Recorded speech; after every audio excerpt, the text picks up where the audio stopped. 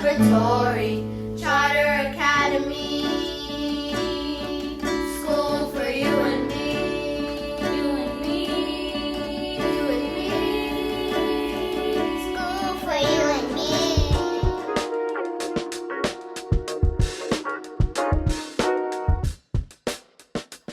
What are my classmates going to be like?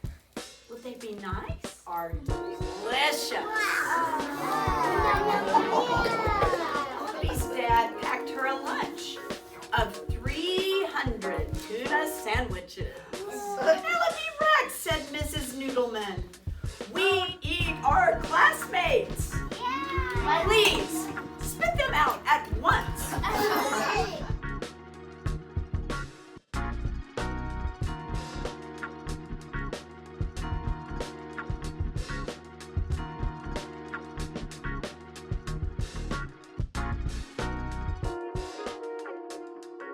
So, Senator Paxton, are you excited about receiving the Charter School Champion Award?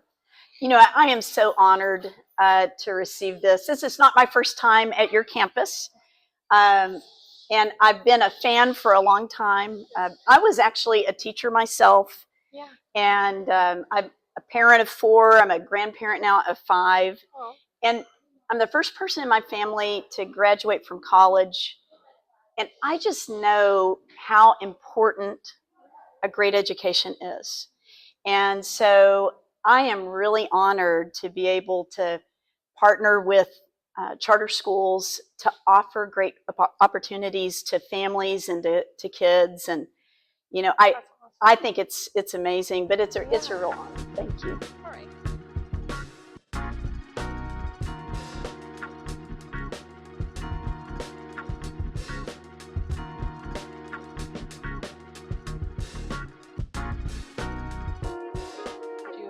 Or what did you want to become a senator?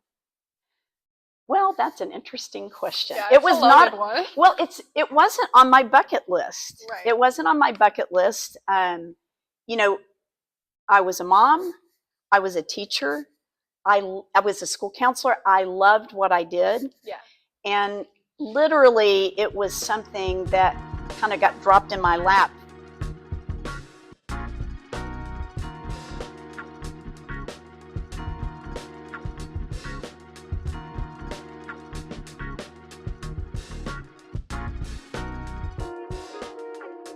There was kind of a weird situation. There was someone who did not live in the district that filed to run for the seat.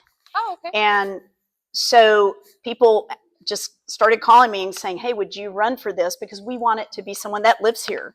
Technically, It's supposed to be someone who lives here, right? Yeah. So this person had bought a house so that they met the residency requirements. So anyway, I was like, that is the dumbest thing I've ever heard. And that was on a Friday of the at the end of the second week of school. But over that weekend, I prayed about it. I talked to a lot of people that I respect. Yeah. That the kind of people that I knew loved me enough to tell me the truth, right? Yeah. Because, for example, these are people that I knew that if they got on an airplane and they noticed that I was sitting in the cockpit and they know I can't fly an airplane, that they would say, you know what, we love you, but we're not getting on this airplane, right? Yeah. They would tell me, we love you, but we don't think this is, you know, being a senator is a good fit for you. Right. And everyone I talked to said, this is perfect. Yeah. This is what you're meant to do. Mm-hmm. And so I literally over a weekend, I made this decision with the support of my family, with the support of trusted counsel. And at the beginning of the 3rd week of school, on the Monday of that week, I went in to meet with my principal. And I said, hey, I think I'm supposed to quit my job. I think I'm supposed to run for the Texas Senate. Wow. And he said, everything was fine on Friday. What happened? So I told him the story, but he said, before you say anything else, I always thought you were supposed to do something like this. So go change the world. Oh, that's awesome. And change the world was what I had on the wall in my counseling office. Oh. And so And then he said, but if you could stay until after back to school night this week, that would really help me out. So I said I could do that. But, you know, Yeah. I stepped into it. And as it turns out, I'm the first educator elected to the Texas Senate in more than 2 decades. I'm the only school counselor that I know of. You know, I'm an adopted child, and that informs a lot of things that matter to me. I care a lot about things that happen with children, and so all of those things, you know, it's kind of become my lane. Yeah. I think in the Senate, and so it's been such an honor. And I would never. It wasn't like something that was my ambition Right. Yeah. to do. It was something that kind of was brought to me, and I'm so thankful Yeah. that it was brought to me, and I've had the opportunity to do Yeah. it. And I mean, with talking with you too, it sounds like your intentions are like amazing and perfect for school. So. Well, I know how important it is. Yeah. It's important for an individual life, right? It's important for you to get the best education you can get. Right. That's important for everyone here. But on top of that, you know, now as a legislator, as a senator, one of the things I'm looking at is how all of these things affect our state. Yeah. Right? And I'm also thinking, you know, I'm 61 now. I need really smart people to come in behind things and make sure that we make Texas better and better, because I want to continue when I hand off, when I pass on the baton, I want to know that this state is in great hands. Yeah. And so there's nothing that touches every child like education. Right. Yeah. Because it's a part of our lives. Yeah.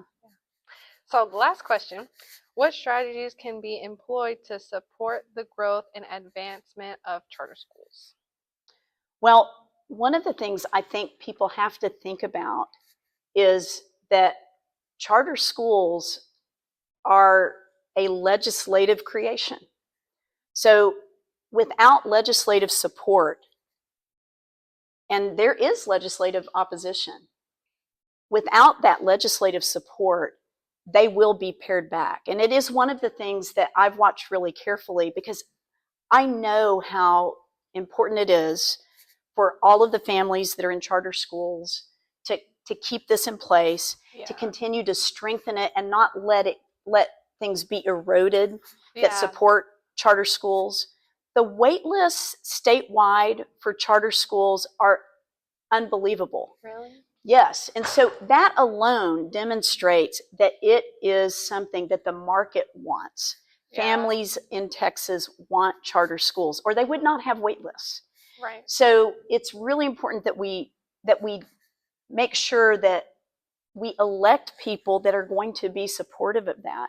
And I would just say, for any family who is a charter school family, pay attention to who supports charter schools. Yeah. You know, it's not that hard to find out. You can find out from, you know, someone who's already in office. You can just call their office and say, do you support charter schools? If someone is running, you can just call their campaign and ask them. You know, everybody has websites. If they're in office, they have websites, they have offices. But you can call and ask them, do you support charter schools? Yeah.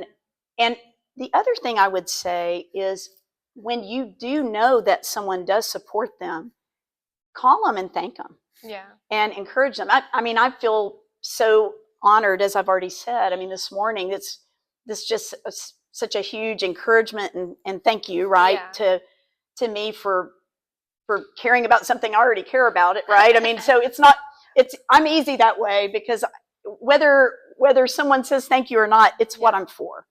But I do think, you know, in a position like this, in any position of leadership, you get a lot more negative feedback a lot of times than you do positive feedback. And I think it's really important for families, charter school families, to let their legislators know that they support charter schools, that they're going to vote for charter schools. And the way you do that is by voting for people in the House, people in the Senate, and the state legislature that are supportive of that. Awesome. Well, that's all the questions I have for you. So thank you for talking with us. Well, thank you. And also, it encourages us as well as students and as a school too, for, you know, a Senate to come and talk to us. It's eye-opening too. Well, Yeah.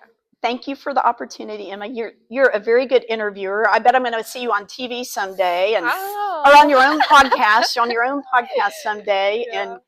and just keep doing what you're good at. Thank You're you. great at this, and Thank I know you. you're going to just, as you step into the big world out there and graduate, I just wish you the best of luck, Well, and thank you so much. keep following the star. All right. Thank you.